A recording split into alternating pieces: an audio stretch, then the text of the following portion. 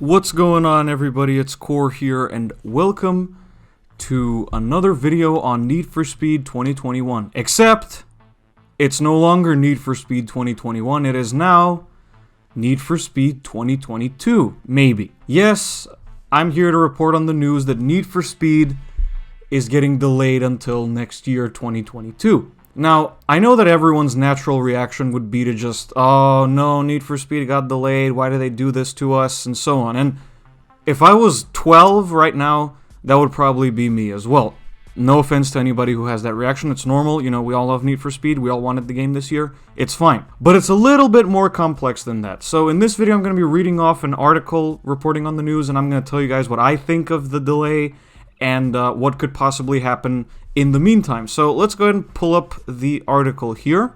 So the article I'm reading is found on psu.com. I'll put a link in the description so you can read it yourself. But basically it explains that Need for Speed is getting delayed to next year because Criterion is going to assist DICE with the development of the next Battlefield game. Now this doesn't mean that Need for Speed has been put on hold.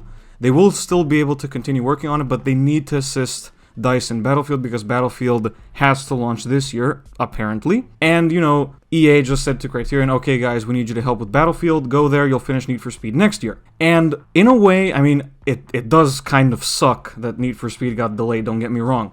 But there are a few very good reasons why this happened. So, let's go ahead and start with the first and possibly the most obvious one, the pandemic. Now, for those that don't remember, EA transferred the Need for Speed IP to Criterion in February of 2020, and then in March 2020, you know, COVID became global and stuff like that, and everybody had to work from home, and, you know, working from home kind of limits what you can do with just about anything, really, unless your job has always been working from home from the beginning. So, with that, you know, Criterion's developers got transferred to working from home, and they might not have had enough time to finesse and do all the things properly, because if you're given the task to develop a new Need for Speed game, even if you have Need for Speed Heat as a base, which we know that they do, you can't possibly make a completely finished product, or I mean a product ready to be played or tested by around the same time within a year, within, you know, 13 to 14 months, because Need for Speed usually gets revealed in May, except for Heat, obviously. It's just too much to ask for. So, when you think about it, this is actually a good thing. Need for Speed is getting delayed until 2022, but there are a few other reasons why this happened as well.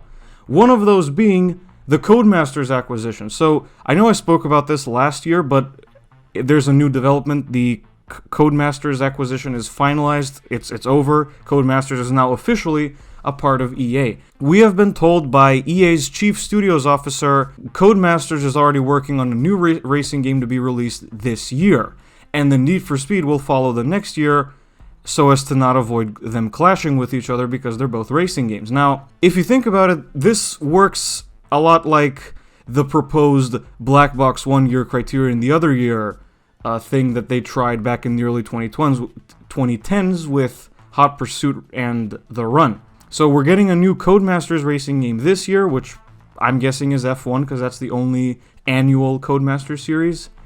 And then we're getting Need for Speed next year. The other reason why the delay is a good thing is because Criterion now gets more time to work on Need for Speed.